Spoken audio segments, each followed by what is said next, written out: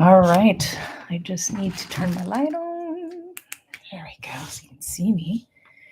And I'm gonna go to Facebook, go live.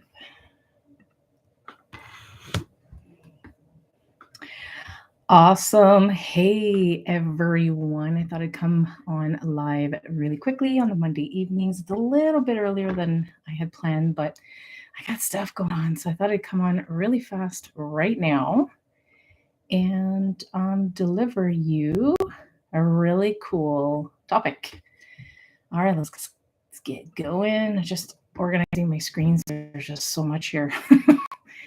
Trying to keep track. Okay, awesome. Okay, so hey everyone, Stephanie Harris here from Reclaim Yourself, bringing you to my weekly momentary meditation. And today's topic is perfect. Get ready for a whirlwind tour through the fantastic world of the inner wisdom. And don't worry, we'll wrap it up with a super quick, fun meditation session just so that you can start reflecting on your own inner wisdom. So, what is inner wisdom anyway? Well, inner wisdom is like your secret, super cool party trick that you forget you have. It's that gut feeling, that little voice inside that's got your back. But guess what? Here's the problem. We often ignore it because for most of us, it's a little bit rusty. Why is that? Well, picture this. You're at an all-you-can-eat buffet, but instead of deliciousness and delicious dishes, it's a never-ending stream of information coming at you. Click, tap, scroll, info overload. We've become so addicted to the how easily accessible information is that our intuition has taken a back seat. We get to find everything that we need in terms of information at the click of a mouse. And so we've gotten quite accustomed to trust less our intuition and more the information that we can find on the internet. You know, I know for me personally, this is something that I've done. Even in researching, I wrote my blog today, and even researching my blog, in order to decide what points I was going to make, I had to do a little bit of research. And even for me, sometimes I don't trust my intuition. I'm somebody who practices it a lot, but that's what happens. We get so dependent on information outside of us that we stop listening to that little inner silent, that quiet or that still voice inside of us that is there and has all the answers. So your inner wisdom will always guide you if you listen and let it in. That is a quote by Jen Christensen. I found it today when I was doing my research. It's pretty rad, right? It's like having a personal GPS for life if we learn to trust it. So why is it that sometimes we treat our inner wisdom like a rusty old bicycle? Well, it's because we're not used to it. We're not used to trusting it. We're not used to hearing it. And so when we don't practice listening to it and hearing it, we use it less and less. So part of that is because we're so spiritually disconnected. We can blame it on modern society. It's like a DJ mixing some really awesome tunes with some not so awesome ones. And because we're conditioned to trust the tangible, I mean, if you can't see it, it doesn't exist, right? It's like going to a masquerade ball, but instead of cool masks, we're all wearing masks of external fixes. We depend on things external from ourselves to make decisions and make judgment calls and all these things. We're told that we need to fit a certain mold or buy these products, follow that guru, and our lives will magically be fixed. But newsflash, you forget about yourself. You forget to trust your own inner GPS. And because we're constantly bombarded with information from all different angles, it feels like, sometimes it really feels like trying to hear a whisper at a rock concert. Is that inner voice ours? It's more like a timid librarian in this loud, chaotic library of life. So for some of us, There's also this nagging, self-doubt myths going on inside of our heads. And it's like that annoying earworm that you can't get rid of. You don't know enough, or you're not smart enough, or all of these limiting beliefs that taunt us. So in addition to all of this information that comes at us, add to that a layer of self-doubt. We really start depending more and more on information available to us from the external than we do believing and trusting and listening to the information that really does exist within us, and hearing it. And then, of course, social media, right?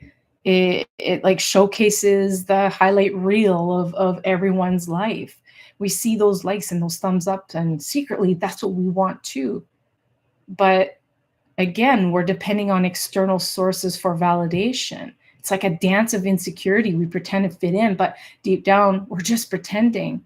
We trade authenticity for approval, and that leaves us, with a pair of dancing shoes that we're just not comfortable in, right? Me and my music analogies tonight. Can I say my husband's a musician and loves music, so it fits for me for tonight.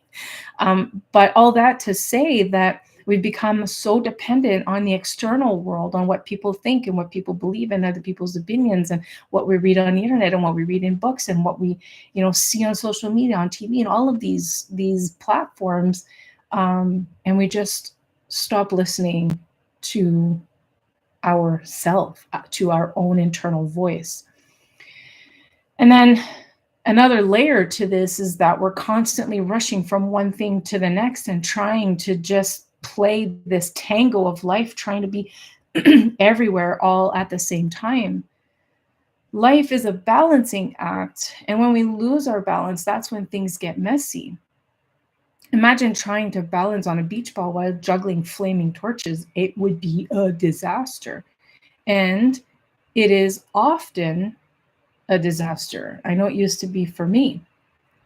It's like this never-ending drum solo that messes up your whole band. Your brain gets foggy and you can't think straight and you're tired, and eventually we crash and burn. That's where burnout comes from, trying to do too much to stuff all at the same time while being bombarded by all of these external things, and then trying to be all and for the people that you care about and at work and all of these things. That just builds up stress and more stress and more stress. And the more stress you live, the less able you are to go within and really listen. But here's the thing, we can go back to our innate self. We can begin to listen to that still inner voice from within. And how we do that? Well, first of all, we have to commit. We have to decide. We have to make a decision. I need to trust myself better. I need to figure out what works for me, what doesn't work for me. What do I need? What do I want? And we can't do that if we don't listen from within. And here's the deal. You got to follow through. It's not like a New Year's resolution where you commit to eating healthy and then 2 weeks later you're back to old habits. It's a lifestyle change. It's something you have to do and practice, because listening to and actually hearing your intuition is something that takes time, because you've got to work through layers upon layers upon layers upon layers, all of which I just talked about, in order to get to that still inner voice. Now, what I'm offering you tonight is an opportunity to get a little bit of that. I'm giving you an opportunity to sit and listen to your still inner voice so that you can figure out what you need. So that's what we're going to do. We're going to go into this meditation session. I try to keep these under 10 minutes. So I know I speed through these. If you feel like I'm going too fast, then let me know. I'll slow down. I'll make it longer. Listen, I'm playing around, seeing what works. But I do want to offer a momentary meditation at the end of each one of these every Monday. And so that's where we're going to go. So the idea here is for you to just take a moment to acknowledge and listen to and actually hear your inner voice. And what I'm proposing is that the more often you do this, the easier it becomes, and the louder that voice gets, and the more quiet everything else gets. Okay. All right. So find a comfy spot, close your eyes, and let's embrace some of that inner wisdom within. So go into your heart, close your eyes, and get comfortable. And then I just want you to take a few breaths in and out through your nose.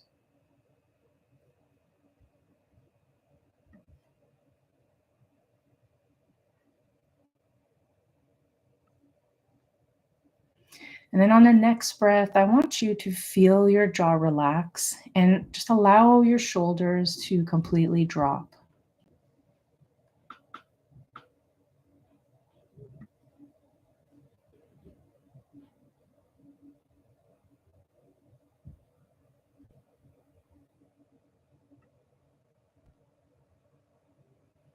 And then bring attention to your breath.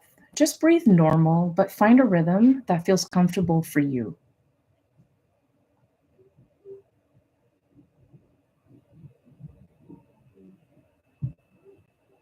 And as you breathe in, I want you to silently repeat to yourself in here. So as you breathe in, silently repeat here. And as you breathe out, silently repeat now. So breathe in here and breathe out now. And do this a few more times.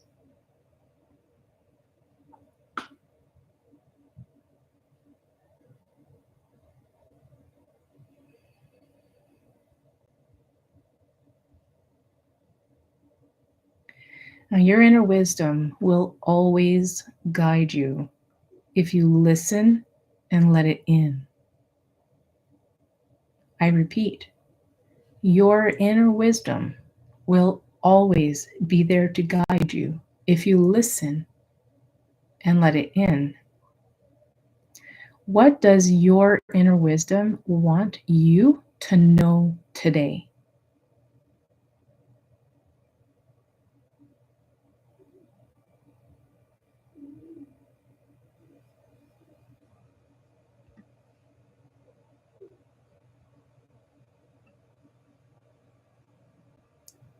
Now just listen to your response as I say these words. I need to.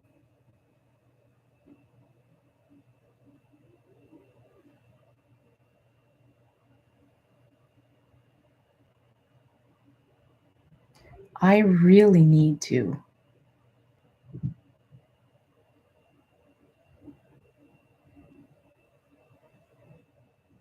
So that I can.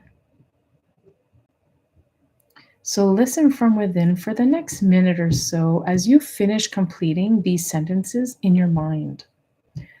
I really need to, so I can.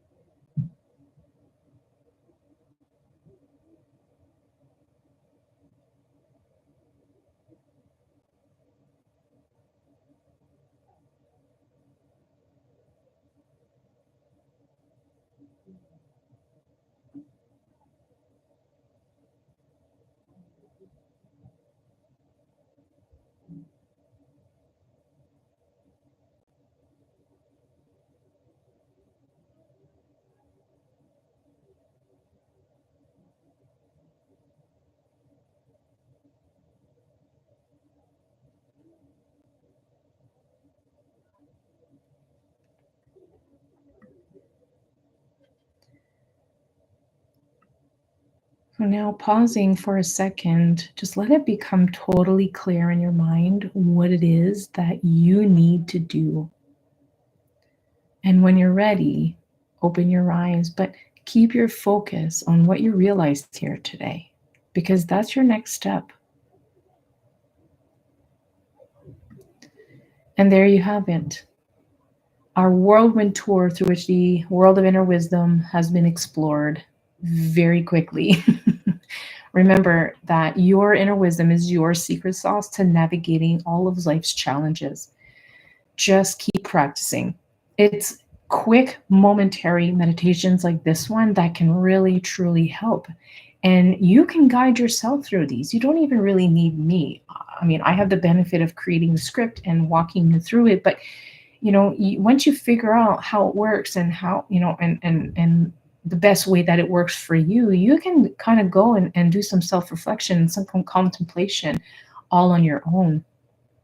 But it's really, in essence, is about allowing your physiology to relax a little bit so that you can go beyond your logical mind and into your unconscious mind, where you can really just start paying closer attention to your deeper, more intuitive self.